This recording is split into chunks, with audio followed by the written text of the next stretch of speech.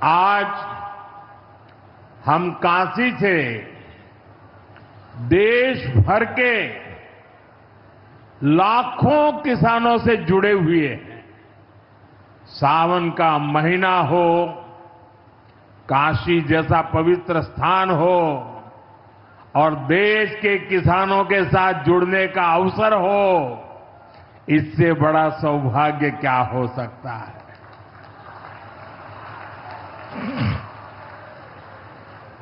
आज मैं ऑपरेशन सिंदूर के बाद पहली बार काशी आया हूं।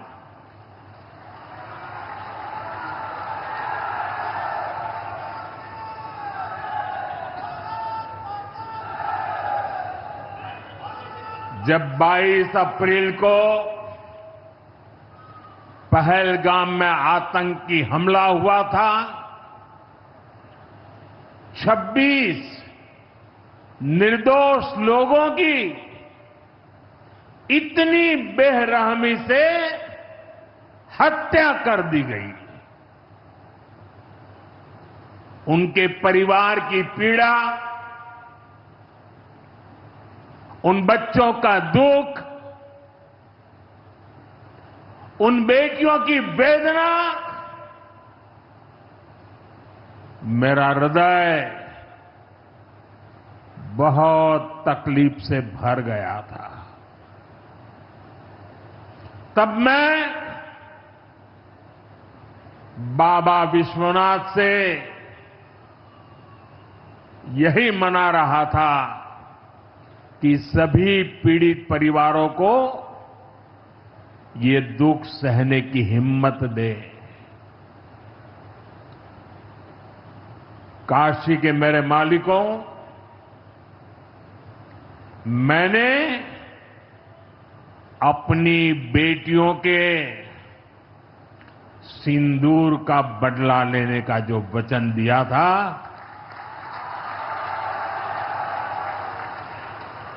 वो भी पूरा हुआ है। ये महादेव के आशीर्वाद से ही संभव हुआ है।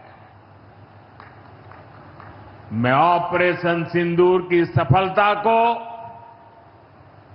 उनके चरणों में समर्पित करता हूं।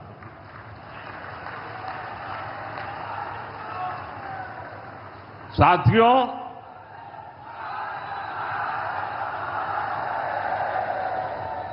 इन दिनों जब काशी में गंगा जल लेकर जाते हुए शिव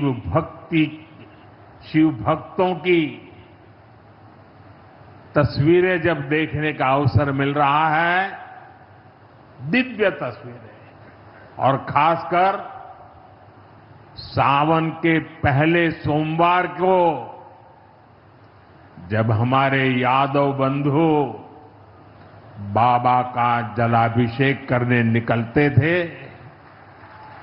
गौरी केदारेश्वर से कंधे पर गंगा जल लेकर यादव बंधुओं का समूह, कितना मनोरम दृश्य होता है।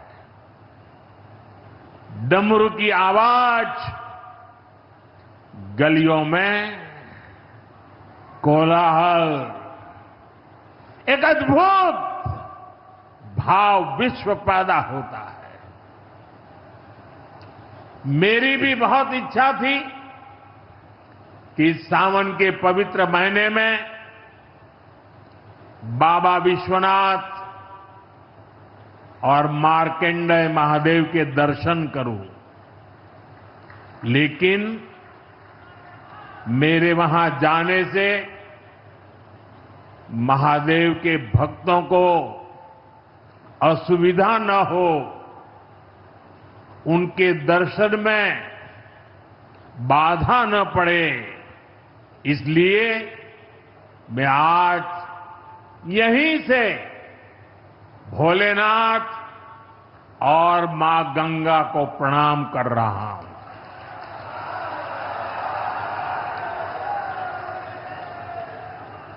हम सेवापुरी के ई मंच से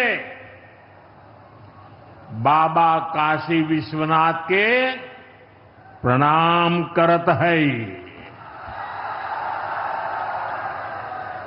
नमः पार्वती पते हर हर महादेव।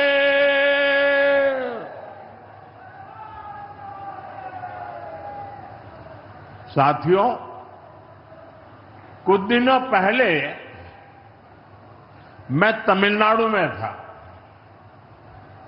मैं वहां 1000 साल पुराने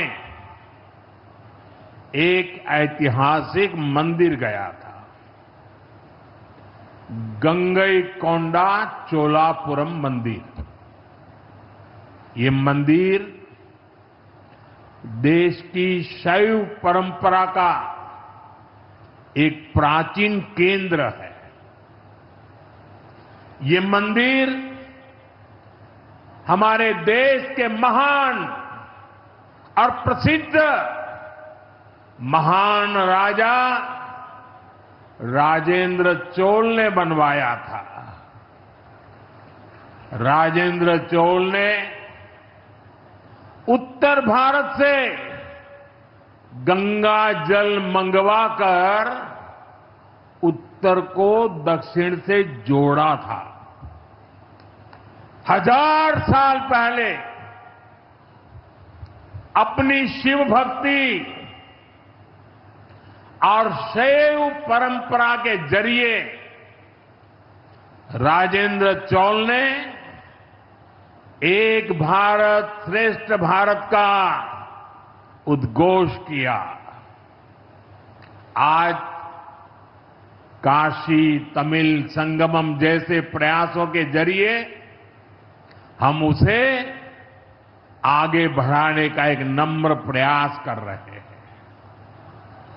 और मैं जब अभी गंगईकोंडा चोलापुरम गया तो मेरे लिए बहुत संतोष की बात है कि 1000 साल बाद आपके आशीर्वाद से मैं भी गंगा जल लेकर वहां गया था।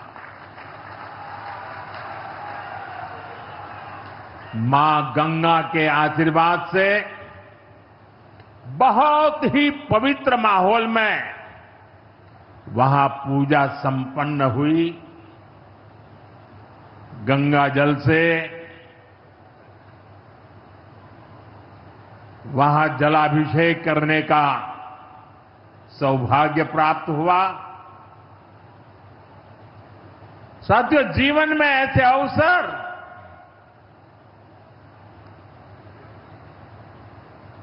बहुत प्रेरणा देते हैं। देश की एकता की हर बात नई चेतना जगा देती है और तभी तो ऑपरेशन सिंदूर सफल होता है।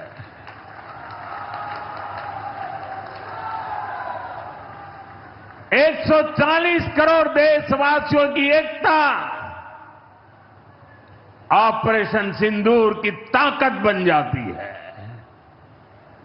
साथियों, ऑपरेशन सिंदूर जवानों के पराक्रम का वो पल और आज किसानों को प्रणाम करने का अवसर। आज यहां एक विराट किसान उत्सव का आयोजन हो रहा है। देश के 10 करोड़ किसान भाइयों बहनों के खातों में 21,000 करोड़ रुपए पीएम किसान सम्मान निधि के रूप में भेजे गए हैं। और जब काशी से धन जाता है ना, वो तो अपने आप प्रसाद बन जाता है।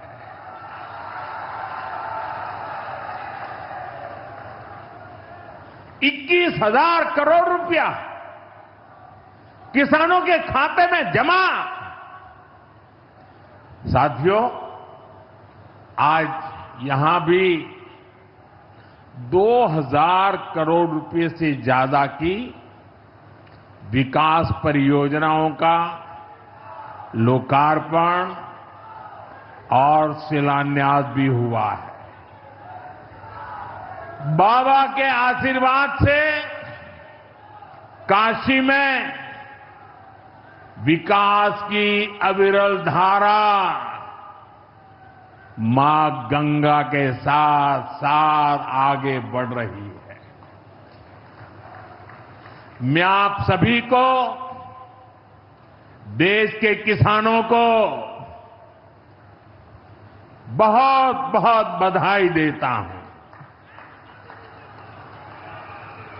अभी कुछ ही दिन पहले काशी में सांसद टूरिस्ट गाइड प्रतियोगिता भी आयोजित की गई थी। यानी स्पर्धा के द्वारा स्किल डेवलपमेंट, स्वयं प्रयास से स्किल डेवलपमेंट, उसके अनेक प्रयोग आज काशी की भूमि में हो रहे हैं। आने वाले दिनों में काशी सांसद फोटोग्राफी प्रतियोगिता, सांसद रोजगार मेला समेत कई और आयोजन भी होने वाले हैं। मैं यहां सरकार के सभी मुलाजिमों को, सरकार के सभी अधिकारियों को भी सार्वजनिक रूप से बहुत बहुत बधाई देता हूं, ताकि वे जनभागीदारी से युवा पीढ़ी को जोड़ करके ऐसे अद्भुत कार्यक्रमों की रचना करते हैं और सफलतापूर्वक उसको आगे बढ़ाते हैं। इस काम में जुड़े हुए सभी अधिकारी भी बहुत बहुत बधाई के पात्र हैं। जो ये प्रतियोगिता में हिस्सा ले रहे हैं, उनको भी मेरी बहुत बहुत शुभकामनाएं हैं। साथियों, हमारी सरकार निरंतर किसानों की खुशहाली के लिए काम कर रही है। पहले की सरकारों में किसानों के नाम पर हुई एक घोषणा भी पूरी होना मुश्किल होता था, लेकिन भाजपा सरकार जो कहती है वो करके दिखाती है। आज पीएम किसान सम्मान निधि सरकार के पक्के इरादों का उदाहरण बन चुकी है। भाइयों बहनों, आपको याद होगा 2019 में जब पीएम किसान सम्मान निधि शुरू हुई थी, तब सपा, कांग्रेस जैसे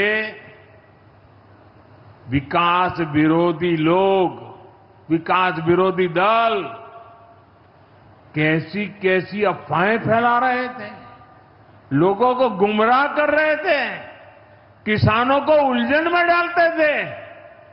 कोई कहता था मोदी भले योजना लाया, लेकिन 2019 का चुनाव जाएगा, ये सब बंद हो जाएगा। इतना ही नहीं, मोदी ने जो पैसा अभी जमा किया है ना, वो भी वापस निकाल देगा। कैसा झूठ बोलते हैं।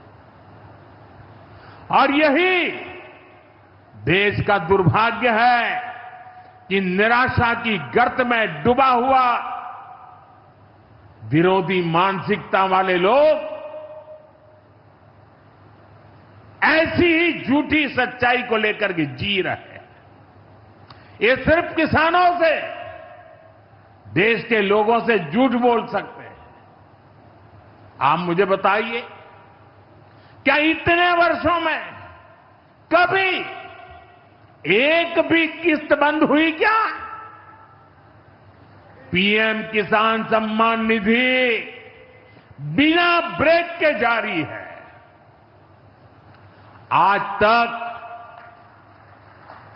4.25 लाख करोड़ रुपए, आंकड़ा याद रखना, 4.25 लाख करोड़ रुपए किसानों के खाते में भेजे जा चुके हैं। जरा आप मेरे साथ बोलेंगे कितने? 4.25 लाख करोड़। कितने? कितने? कितने?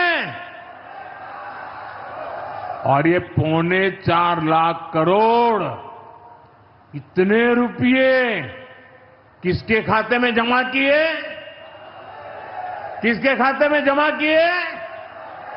मेरे किसान भाई बहनों के खाते में जमा किए। यहां यूपी के भी करीब 2.5 करोड़ किसानों को इसका लाभ मिला है। यूपी में किसानों को इस योजना के 90,000 करोड़ रुपए से ज्यादा भेजे गए हैं।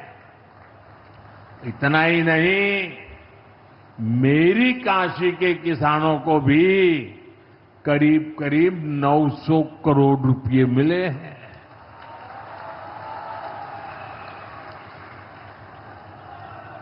आपने ऐसा सांसद चुना कि आपके खाते में 900 करोड़ रुपया आया है। और इससे बड़ी बात, बिना किसी कट कमीशन के, कोई बिचौलिया नहीं, कोई कट नहीं, कोई कमीशन नहीं, कोई पैसे की हेरा फेरी नहीं, सीधे ये पैसे किसानों के खाते में पहुंचे हैं।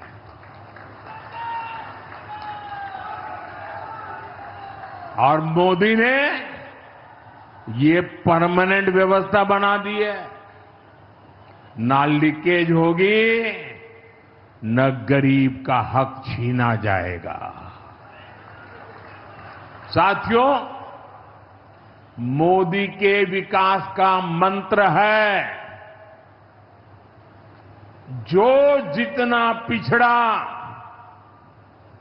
उसे उतनी ज्यादा प्राथमिकता। जो जितना पिछड़ा उसे ज्यादा प्राथमिकता। इस महीने केंद्र सरकार ने एक और बड़ी योजना को मंजूरी दी है। इसका नाम है प्रधानमंत्री धन धान्य कृषि योजना। इस योजना पर 24,000 करोड़ रुपए किसानों के कल्याण के लिए, कृषि व्यवस्था के लिए, कृषि विकास के लिए 24,000 करोड़ रुपए खर्च किए जाएंगे। देश के ऐसे जिले जो पिछली सरकारों की गलत नीतियों के कारण विकास की राह में पिछड़ गए, पिछड़े रह गए, जो कृषि उत्पादन भी कम हो रहा है, जहां किसानों की आमदनी भी कम है, अरे कोई पूछने वाला नहीं था, उन जिलों पर प्रधानमंत्री धन धान्य कृषि योजना का फोकस होगा। इससे यूपी के भी लाखों किसानों को फायदा होगा। साथियों, किसानों के जीवन में बदलाव के लिए, उनकी आय बढ़ाने के लिए, खेती पर होने वाला खर्च कम करने के लिए एनडीए सरकार पूरी शक्ति से काम कर रही है, पूरी ताकत लगा रही है। हम बीज से बाजार तक किसानों के साथ खड़े हैं। खेतों तक पानी पहुंचे, इसके लिए देश में लाखों करोड़ रुपए की सिंचाई योजना चलाई जा रही है। साथियों, किसानों के सामने एक बड़ी चुनौती मौसम की होती रही है। कभी ज्यादा बारिश हो गई, कभी ओला गिर गया, पाला पड़ गया। किसानों को इससे सुरक्षा देने के लिए पीएम फसल बीमा योजना शुरू हुई। इस योजना के तहत यह आंकड़ा भी याद रखिए, इस बीमा योजना के तहत अब तक 2.25 लाख करोड़ रुपए, 2.25 लाख करोड़ रुपए से ज्यादा का क्लेम किसानों को दिया जा चुका है। बीमा के माध्यम से 2.25 लाख करोड़ रुपया, कितना बताएंगे? कितना? 2.25 लाख करोड़ रुपया। साथियों, हमारी सरकार यह भी सुनिश्चित कर रही है कि आपको आपकी फसल की सही कीमत मिले। इसके लिए फसलों की एमएसपी में रिकॉर्ड वृद्धि हुई है। धान और गेहूं जैसी प्रमुख फसलों की एमएसपी भी बढ़ाई गई है। आपकी उपज सुरक्षित रहे, इसलिए सरकार देश में हजारों नए गोदाम भी बनवा रही है। भाइयों बहनों, हमारा जोर कृषि अर्थव्यवस्था में महिलाओं की भागीदारी बढ़ाने पर भी है। हम लखपति दीदी अभियान चला रहे हैं। हमारा लक्ष्य देश में 3 करोड़ लखपति दीदी बनाने का है। 3 करोड़ लखपति दीदी। ये सपा वाले तो ये आंकड़ा सुनकर के ही साइकिल लेके भाग जाएंगे। अब तक 1.5 करोड़ से ज्यादा लखपति दीदी भी बन चुकी है। 3 करोड़ का लक्ष्य में से आधा काम पूरा कर लिया। 1.5 करोड़ गांव में काम करने वाली गरीब परिवार की, किसान परिवार की हमारी बहनें, 1.5 करोड़ बहनें लखपति दीदी बन जाए, ये बहुत बड़ा काम हो रहा है। सरकार के ड्रोन दीदी अभियान ने भी लाखों बहनों की आय बढ़ाई है।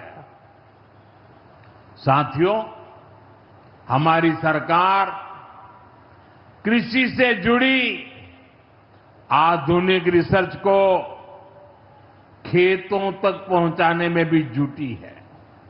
इसके लिए मई और जून के महीने में खास तौर पर विकसित कृषि संकल्प अभियान चलाया गया। लैब से लैंड के मंत्र के साथ 1.25 करोड़ से अधिक किसानों से सीधा संवाद किया गया। हमारे देश में माना गया है और यह व्यवस्था भी है कि कृषि ये राज्य का विषय है और सही भी है, लेकिन उसके बावजूद भी भारत सरकार को लगा, एनडीए सरकार को लगा, मोदी सरकार को लगा कि भले विषय राज्य का हो, राज्य करे, कर पाए न कर पाए, बहुत से राज्य हैं जो नहीं कर पाते हैं।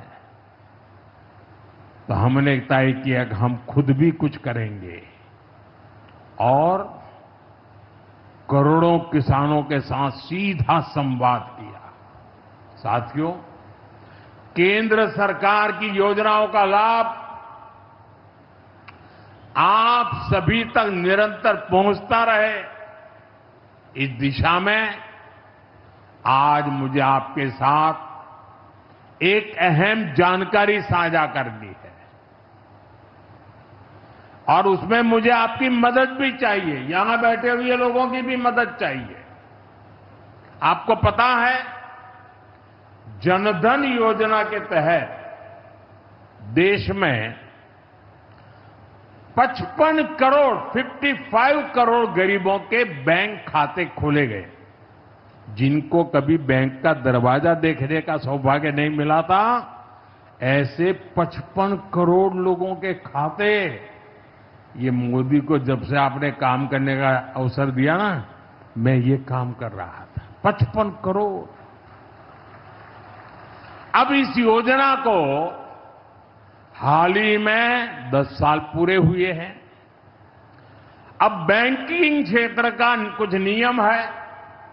वो नियम ये कहते हैं कि 10 साल बाद बैंक खातों का दोबारा से केवाईसी करना जरूरी होता है। एक प्रक्रिया पूरी करनी होती है। अब आप बैंक में जाएं, करें या न करें, पहले सब आपको करना होता है। अब मैंने थोड़ा आपका भार कम करने का बीड़ा उठाया है, तो मैंने बैंक वालों से कहा कि लोग आएं, केवाईसी करें, अच्छी बात है। हमें नागरिकों को हमेशा जागृत रखना चाहिए, लेकिन हम क्या एक अभियान चला सकते हैं? मैं आज रिजर्व बैंक का, हमारे देश की सभी बैंकों का, बैंक के सभी कर्ता धर्ताओं का हृदय से अभिनंदन करना चाहता हूं। आज उन्होंने एक ऐसा काम उठाया है जो हमें गर्व से भर देता है। बैंक के लोग इस 10 करोड़ लोगों को, अरे 10 साल के बाद ये 55 करोड़ लोग अपना फिर से रिव्यू करें, इसलिए केवाईसी जो करना है, इस काम को पूरा करने के लिए 1 जुलाई से देश भर में बहुत बड़ा अभियान चल रहा है।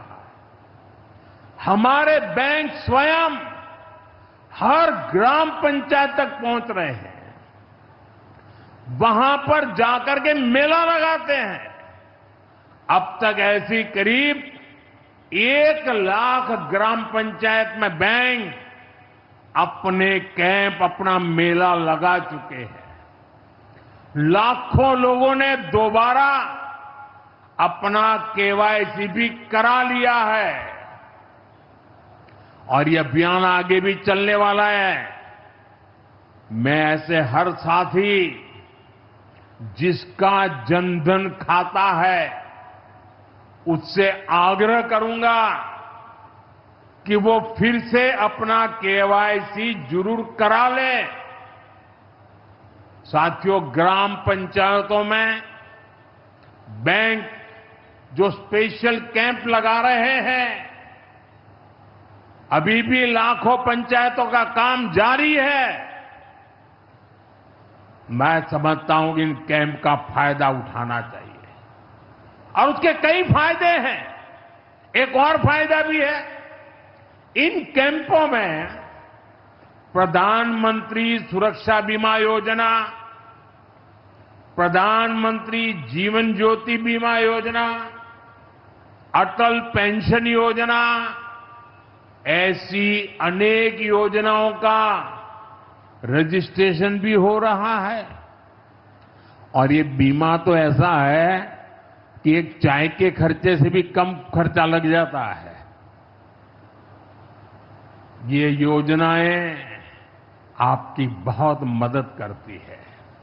इसलिए बैंकों ने जो जितना बड़ा अभियान चलाया है, आप इसका बहुत फायदा लीजिए। पूरे देश के लोगों से मैं कहता हूं, आप इन कैंपों में जरूर जाइए। अब अगर आप अब तक इन योजनाओं से नहीं जुड़े हैं, तो उनके लिए रजिस्ट्रेशन करवाइए और अपने जनधन खाते का केवाईसी भी कराइए। मैं भाजपा के और एनडीए के सभी प्रतिनिधियों से कहूंगा कि वो ज्यादा से ज्यादा लोगों को इस अभियान के प्रति जागरूक करें। बैंकों से बात करें, कब कैंप कहां लगने वाला है, वो क्या मदद हम कर सकते हैं। हम सामने से होकर बैंकों के इतने बड़े काम में हाथ बटाएं, उनको मदद करें और ज्यादा से ज्यादा लोगों को, जहां भी कैंप लगता है उस इलाके के लोगों को इस अभियान से जोड़े। साथियों, आज महादेव की नगरी में विकास और जन कल्याण के इतने काम हुए। शिव का अर्थ ही होता है, शिव का मतलब ही है कल्याण। लेकिन शिव का एक रूप और भी है। शिव का एक रूप तो कल्याण है, शिव का दूसरा रूप है रुद्र रूप। सामने जब आतंक और अन्याय होता है, तब हमारे महादेव रुद्र रूप धारण करते हैं। ऑपरेशन सिंदूर के दौरान दुनिया ने भारत का यही रूप देखा है। भारत पर जो वार करेगा वो पाताल में भी नहीं बचेगा।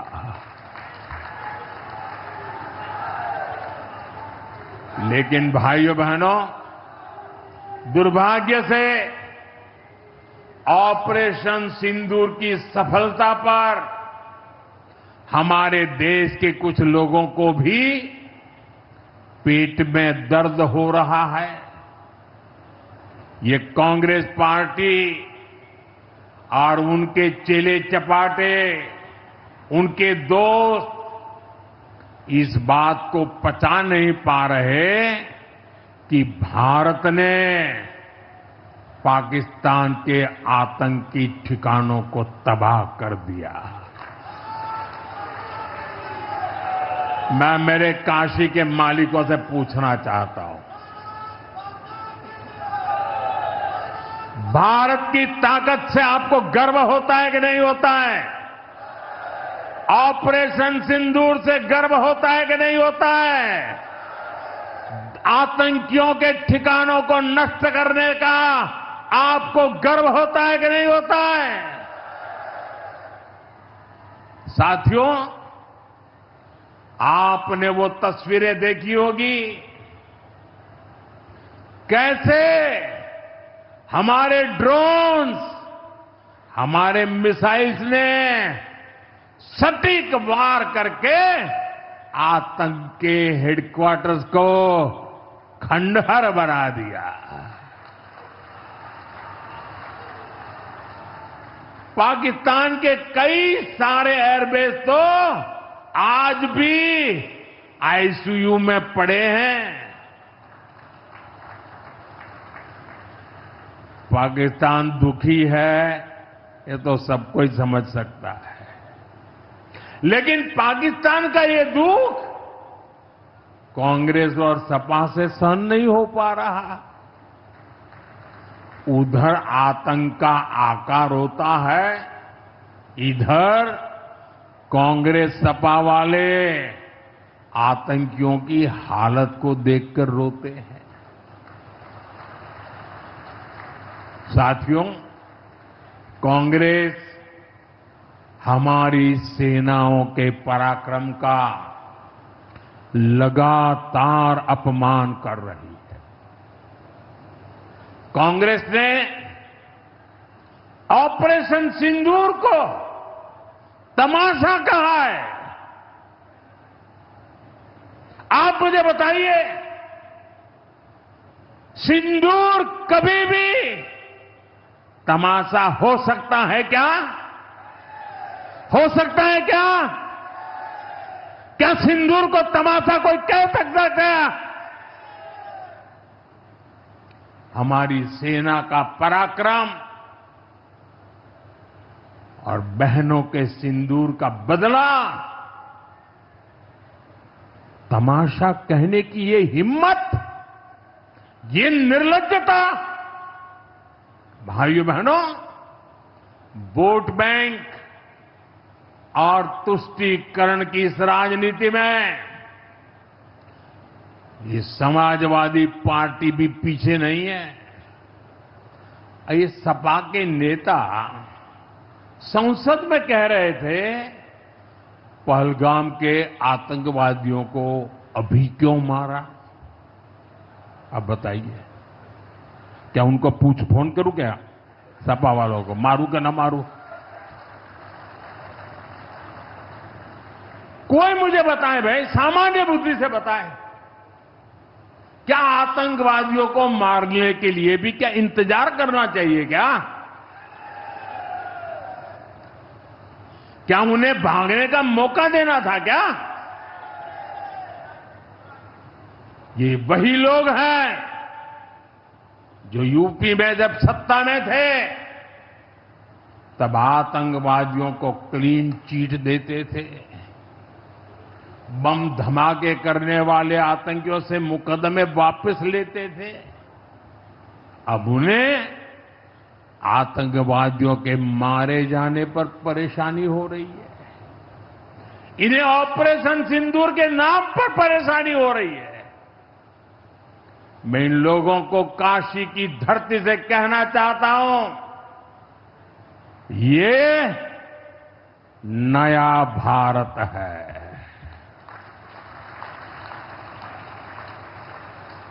ये नया भारत भोलेनाथ को भी पूजता है और देश के दुश्मनों के सामने काल भैरव भी बन जाता है। साथियों, ऑपरेशन सिंदूर के दौरान भारत के स्वदेशी हथियारों की ताकत पूरी दुनिया ने देखी है। हमारे एयर डिफेंस सिस्टम, हमारी स्वदेशी मिसाइलें, स्वदेशी ड्रोन्स, इन्होंने आत्मनिर्भर भारत की ताकत को साबित किया है। खासकर हमारी ब्रह्मोस मिसाइलें, इनकी दहशत भारत के हर दुश्मन के भीतर भर गई है। पाकिस्तान में कहीं यूं ही ब्रह्मोस आवाज आ जाए ना तो नींद नहीं आती। मेरे प्यारे भाई बहनों, मैं यूपी का सांसद हूं। यूपी के सांसद के नाते मुझे खुशी है कि वो ब्रह्मोस मिसाइलें हमारे यूपी में भी बनेगी।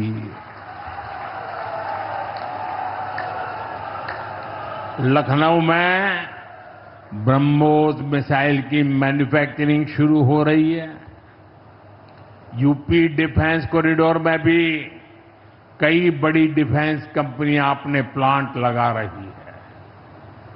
आने वाले समय में यूपी में बने हथियार, हिंदुस्तान के हर भाग में बने हथियार भारतीय सेनाओं की ताकत बनेंगे। मुझे साथियों बताइए, जब ये आत्मनिर्भर सैन्य शक्ति की बात सुनते हैं, आपको गर्व होता है कि नहीं होता है? जरा पूरी ताकत से हाथ ऊपर करके बताइए, आपको गर्व होता है कि नहीं होता है? गर्व होता है कि नहीं होता है? बोले हर हर महादेव। अगर पाकिस्तान ने फिर कोई पाप किया तो यूपी में बनी मिसाइलें आतंकियों को तबाह कर देगी। साथियों, आज यूपी इतनी तेज गति से औद्योगिक विकास कर रहा है। देश और दुनिया की बड़ी बड़ी कंपनियां यहां निवेश कर रही हैं। इसके पीछे भाजपा सरकार की विकासपरक नीतियों की बड़ी भूमिका है। सपा के समय में यूपी में अपराधी बेखौफ थे और निवेशक यहां आने से भी डरते थे, लेकिन भाजपा की सरकार में अपराधी में खौफ है और निवेशक यूपी के भविष्य में भरोसा देख रहे हैं। मैं विकास की इस रफ्तार के लिए यूपी सरकार को बधाई देता हूं। साथियों, मुझे संतोष है कि काशी में विकास का महायज्ञ लगातार जारी है। आज शुरू हुए रेल ओवरब्रिज, जल जीवन मिशन से जुड़े प्रोजेक्ट, काशी के स्कूलों का नवनिर्माण कार्य, होम्योपैथिक कॉलेज का निर्माण, मुंशी प्रेमचंद की विरासत को सहेजना, ये सारे काम भव्य काशी, दिव्य काशी, समृद्ध काशी और मेरी काशी के निर्माण को गति देंगे। यहां सेवापुरी में आना भी सौभाग्य से ही होता है। ये मां कालका देवी की ड्योढ़ी है। मैं यहां से मां कालका के चरणों में वंदन करता हूं। मुझे खुशी है कि मां कालका धाम का हमारी सरकार ने सुंदरीकरण कर उसे और भव्य बना दिया है। मंदिर तक आना जाना भी आसान हो गया है। सेवापुरी का इतिहास क्रांति का इतिहास रहा है। स्वतंत्रता संग्राम में यहां के अनेकों लोगों ने भागीदारी की थी। यही वो सेवापुरी है जहां महात्मा गांधी की कल्पना साकार हुई। यहां घर घर महिला पुरुष के हाथों में चरखा हुआ करता था। और सहयोग देखिए, अब चांदपुर से भदोई रोड जैसे प्रोजेक्ट से काशी के बुनकरों के साथ भदोही के बुनकर भी जुड़ रहे हैं। इसका लाभ बनारसी सिल्क के बुनकरों को भी होगा और भदोही के कारीगरों को भी होगा। साथियों, काशी बौद्धिक जनों की नगरी है। आज जब हम आर्थिक प्रगति की बात कर रहे हैं तो मैं आपका ध्यान वैश्विक हालातों पर भी ले जाना चाहता हूं। आज दुनिया की अर्थव्यवस्था कई आशंकाओं से गुजर रही है। अस्थिरता का माहौल है। ऐसे में दुनिया के देश अपने अपने हितों पर फोकस कर रहे हैं। अपने अपने देश के हितों पर ध्यान केंद्रित कर रहे हैं। भारत भी दुनिया की तीसरी सबसे बड़ी अर्थव्यवस्था बनने जा रहा है। इसलिए भारत को भी अपने आर्थिक हितों को लेकर सजग रहना ही है। हमारे किसान,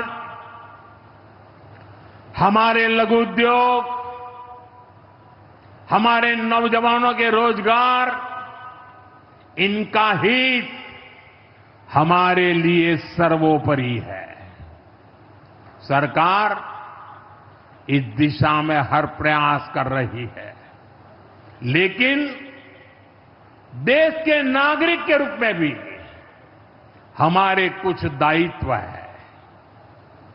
और ये बात सिर्फ मोदी नहीं, हिंदुस्तान के हर व्यक्ति ने दिन में हर पल बोलते रहना चाहिए, दूसरे को कहते रहना चाहिए। जो देश का भला चाहते हैं, जो देश को तीसरे नंबर की इकोनॉमी बनाना चाहते हैं, ऐसा कोई भी राजनीतिक दल हो, कोई भी राजनेता हो, उसने अपने संकोच को छोड़ करके देश हित में हर पल, हर बार, हर जगह देशवासियों के अंदर एक भाव जगाना होगा, और वो है हम स्वदेशी का संकल्प लें। अब हम कौन सी चीजों को खरीदेंगे, कौन से तराजू से तोलेंगे? मेरे भाइयों बहनों, मेरे देशवासियों, अब हम कुछ भी खरीदें तो एक ही तराजू होना चाहिए। हम उन चीजों को खरीदेंगे जिसे बनाने में किसी न किसी भारतीय का पसीना बहा है। और जो चीज भारत के लोगों द्वारा बनी है, भारत के लोगों के कौशल्य से बनी है, भारत के लोगों के पसीने से बनी है, हमारे लिए वह स्वदेशी है। हमें vocal for local, vocal for local मंत्र को अपनाना होगा। हम संकल्प लें कि हम मेक इन इंडिया प्रोडक्ट्स को ही बढ़ावा देंगे। हमारे घर में जो कुछ भी नया सामान आएगा, मैं नए सामान की बात कर रहा हूं, हमारे घर में जो भी नया सामान आएगा वो स्वदेशी ही होगा। ये जिम्मेदारी हर देशवासी को लेनी होगी। और मैं आज मेरे व्यापार जगत के भाई बहनों से विशेष आग्रह करना चाहता हूं। मैं मेरे दुकानदार भाई बहनों से आग्रह करना चाहता हूं, जब दुनिया इस प्रकार से अस्थिरता के माहौल से गुजर रही है, तब हम भी, चाहे व्यापार हो, छोटी दुकान हो, कारोबार करते हो, अब हम हमारे यहां से सिर्फ और सिर्फ स्वदेशी माल ही बेचेंगे। साथियों, ये स्वदेशी माल बेचने का संकल्प भी देश की सच्ची सेवा होगा। आने वाले महीने त्योहारों के महीने हैं, दिवाली आएगी, बाद में शादियों के समय आएगा। हर पल अब स्वदेशी ही खरीदेंगे। मैंने जब देशवासियों को कहा था मेड इन इंडिया, अब विदेशों में जाकर के शादियां कर करके देश का धन मत लुटाओ। और मुझे खुशी है, कई नौजवान मुझे चिट्ठी लिखते थे कि हमारा परिवार तो विदेश में शादी करना तय किया था, लेकिन आपकी बात सुन करके अब हमने वहां का सारा कैंसिल कर दिया, थोड़ा खर्चा भी हो गया, लेकिन अब हम भारत में ही शादी करेंगे। हमारे यहां भी बहुत अच्छे स्थान है जहां शादी ब्याह हो सकता है। हर बात में स्वदेशी का भाव आने वाले दिनों में हमारा भविष्य तय करने वाला है दोस्तों। और ये महात्मा गांधी को भी बड़ी श्रद्धांजलि होगी। साथियों, सबके प्रयास से ही विकसित भारत का सपना पूरा होगा। एक बार फिर आपको आज के विकास कार्यों की बहुत बहुत बधाई देता हूं और भविष्य में वोकल फॉर लोकल, खरीदेंगे तो स्वदेशी खरीदेंगे, घर सजाएंगे तो स्वदेशी से सजाएंगे, जिंदगी बढ़ाएंगे तो स्वदेशी से बढ़ाएंगे, इस मंत्र को लेकर के चल पड़े। बहुत बहुत धन्यवाद। మీరు డయాబెటిక్ అయి ఉంటే ఒక్క fasting blood sugar, post prandial blood షుగర్తో సరిపెట్టుకోకండి. మీకు కావాల్సింది సంపూర్ణ డయాబెటిక్ ప్యాకేజ్. అందుకే యాపిల్ డయాగ్నోస్టిక్ సెంటర్ వారు అందిస్తున్న యాపిల్ డయా కేర్ కేవలం ₹599 అన్ని రకములైనటువంటి డయాబెటిక్ పరీక్షలు నిర్వహించబడును. ధర తక్కువ, ఫలితం ఎక్కువ. సంప్రదించండి 8008804014 9000009790.